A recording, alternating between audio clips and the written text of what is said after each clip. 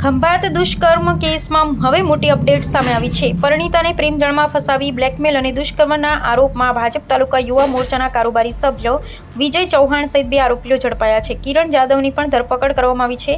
જોકે આ સમગ્ર કેસમાં પોલીસની કામગીરી સામે પણ ગંભીર સવાલો ઉઠ્યા છે। પીડિતાને નિવેદન લેવાના બહાને બોલાવી પોલીસ ઇન્સ્પેક્ટરની ચેમ્બરમાં આરોપીઓની હાજરીમાં પૂછપરછ કરવામાં આવી હોવાનો આક્ષેપ છે। ત્યારબાદ લગભગ 9 કલાકની પૂછપરછ બાદ એફઆઈઆર નોંધાતા પોલીસની કામગીરી ચર્ચામાં આવી છે।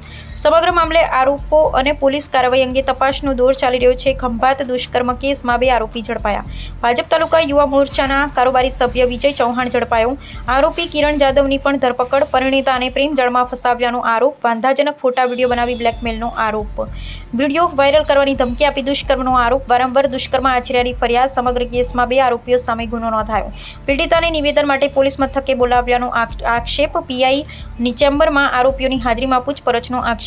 આરોપીઓની હાજરીમાં પીડિતાની પૂછપરછ કેમ? લગભગ 9 કલાક સુધી પૂછપરછ બાદ એફઆઈઆર નોંધાઈ। 9 કલાક બાદ એફઆઈઆર થતા પોલીસની કામગીરી સામે સવાલ। પીડિતાની પૂછપરછની પ્રક્રિયા સામે ઉઠ્યા સવાલ। પોલીસ કાર્યવાહી અંગે અનેક સવાલો ચર્ચામાં। હાલ સમગ્ર મામલે પોલીસ તપાસ ચાલુ।